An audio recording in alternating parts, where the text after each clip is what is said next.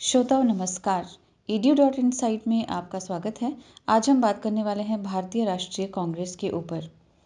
भारतीय राष्ट्रीय कांग्रेस की स्थापना से पूर्व इस दिशा में किए गए महत्वपूर्ण प्रयासों के अंतर्गत 1 मार्च 1883 को ह्यूम ने कलकत्ता विश्वविद्यालय के स्नातकों के नाम एक पत्र लिखा था, जिसमें उन्होंने सबसे मिलजुल कर स्वाधीनता के लिए प्रयत्न करने की अपील की थी। इस अपील का शिक्षित भारतीयों पर अच्छा प्रभाव पड़ा। वे एक अखिल भारतीय संगठन की आवश्यकता महसूस करने लगे। इस दिशा में निश्चित रूप से पहला कदम सितंबर 1884 में उठाया गया था, जब अडयार मद्रास में थियोसॉफिकल सोसाइटी का वार्षिक अधिवेशन हुआ था। इस अधिवेशन में ह्यूम सहित दादा भाई नौरोजी, सुरेंद्रनाथ बनर्जी आदि शामिल हुए थे। इसी के बाद 1884 में इंडियन नेशनल यूनियन नामक देशव्यापी संगठन स्थापित हुआ। इस संगठन की स्थापना का प्रमुख उद्देश्य था भारतीय लोगों द्वारा देश की सामाजिक समस्याओं के संबंध में विचार विमर्श करना। इसी समय ह्यूम ने तत्कालीन वाइसराय लॉर्ड डफरिन से सलाह ली और ऐसा माना जाता है कि इंडियन नेशनल कांग्रेस डफरिन के ही दिमाग की उपज थी। डफरिन भी चाहता था कि भारतीय राजनीतिज्ञ वर्ष में एक बार एकत्र हों, जहां पर वे प्रशासन के कार्यों के दोष एवं उनके निवारणार्थ सुझावों द्वारा सरकार के प्रति अपनी वास्तविक भावना प्रकट करे, ताकि प्रशासन भविष्य में घटने वाली किसी भी घटना के प्रति सतर्क रहे। ह्यूम डफरिन की योजना से सहमत हो गया। इस संगठन की स्थापना से पूर्व ह्यूम इंग्लैंड गए, जहां उन्होंने रिपन, डलहौजी, जॉन ब्राइट एवं स्लेक जैसे राजनीतिज्ञों से इस विषय पर व्यापक विचार विमर्श किया।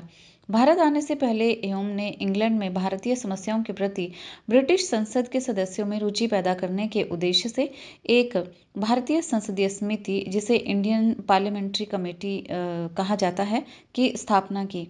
भारत आने पर ए.ओ. ह्यूम ने इंडियन नेशनल यूनियन की एक बैठक बंबई में दिसंबर 1885 में की थी, जहां पर व्यापक विचार विमर्श के बाद इंडियन नेशनल यूनियन का नाम बदलकर इंडियन नेशनल कांग्रेस या भारतीय राष्ट्रीय कांग्रेस रखा गया। यहीं पर इस संस्था ने जन्म लिया था। पहले इसका सम्मेलन पूना में होना था, परंतु वहां हैजा फैल जाने के कारण स्थान परिवर्तन कर बंबई में सम्मेलन का आयोजन किया गया था। भारतीय राष्ट्रीय कांग्रेस की स्थापना दिसंबर 1885 को बंबई गोकुलदास तेजपाल संस्कृत कॉलेज का जो भवन है में ए.ओ. ह्यूम द्वारा की गई थी। विमेश चंद्र बनर्जी इसके प्रथम अध्यक्ष बने थे। इसमें कुल सदस्य संख्या 72 थी, जिनमें महत्वपूर्ण थे दादा भाई Naoroji, Firozshah Mehta, Dinshaw Edulji Wacha, Kashinath Telang, V Raghavacharya, N G. Chandavarkar, S. Subramaniam आदि। अगर हम भारतीय राष्ट्रीय कांग्रेस के उद्देश्यों की बात करें तो देश हित की दिशा में प्रयत्नशील भारतीयों में परस्पर संपर्क एवं मित्रता को प्रोत्साहन देना, देश के अंदर धर्म, वंश एवं जाति संबंधी विवादों को खत्म कर राष्ट्रीय एकता की भावना को प्रोत्साहित करना इत्यादि इसके महत्वपूर्ण उद्देश्यों में आता है।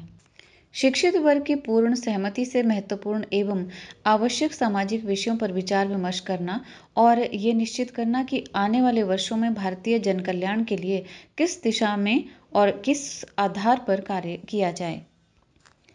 सम्मेलन में लाए गए कुल 9 प्रस्तावों के द्वारा संगठन ने अपनी मांगें सरकार के सम्मुख प्रस्तुत की। भारतीय शासन विधान की जांच के लिए एक रॉयल कमीशन को नियुक्त किया जाए। इंग्लैंड में कार्यरत इंडिया काउंसिल को समाप्त किया जाए। प्रांतीय और केंद्रीय व्यवस्थापिका का विस्तार किया जाए। परिषद में मनोनीत सदस्यों के स्थान पर चुने गए प्रतिनिधि सम्मिलित किए जाएं। इंडियन सिविल सर्विसेज परीक्षा का आयोजन भारत एवं इंग्लैंड दोनों स्थानों पर किया जाए और इसके साथ ही उम्र की अधिकतम सीमा 19 से बढ़ाकर 23 वर्ष की जाए। सैन्य व्यय में कटौती की जाए। इंग्लैंड से आयात किए गए कपड़ों पर पुनः आयात कर लगाया जाए। बर्मा, जिस पर अधिकार कर लेने की आलोचना की गई थी, को अलग किया जाए।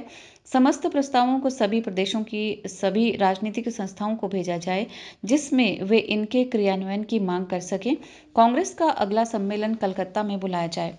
भारतीय राष्ट्रीय कांग्रेस की स्थापना पर विभिन्न विद्वानों ने अपना मत प्रकट किया है।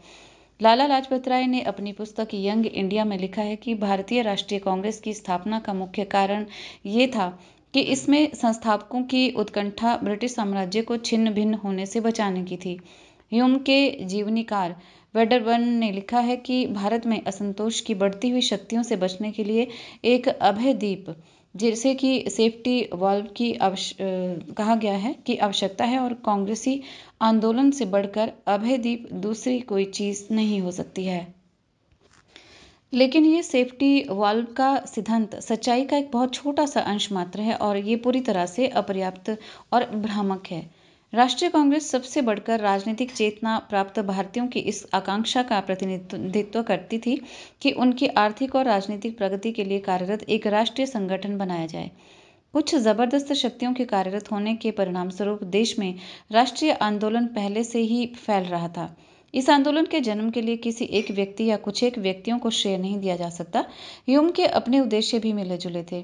वे सेफ्टी वाल्व बनाने के विचार से कहीं अधिक श्रेष्ठ विचारों से प्रेरित थे।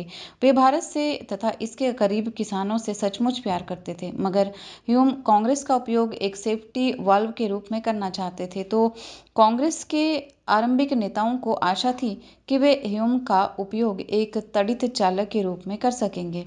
इस तरह 1885 में राष्ट्रीय कांग्रेस की स्थापना के साथ छोटे पैमाने पर लेकिन संगठित रूप में विदेशी शासन से भारत की मुक्ति का संघर्ष आरंभ हो गया।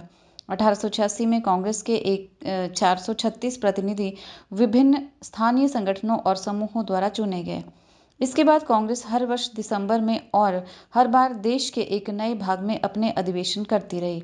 इसके प्रतिनिधियों में अधिकांश लोग वकील, पत्रकार, व्यापारी, उद्योगपति, अध्यापक और जमींदार होते थे। 1890 में कलकत्ता विश्वविद्यालय की पहली महिला स्नातक कादम्बिनी गांगुली ने कांग्रेस के अधिवेशन को संबोधित किया था। ये इस बात का प्रतीक था कि भारत का स्वाधीनता संग्राम स्त्रियों को उस पतित अवस्था से उबारेगा जिसमें वे सदियों के कालक्रम में पहुंचा दी गई थी।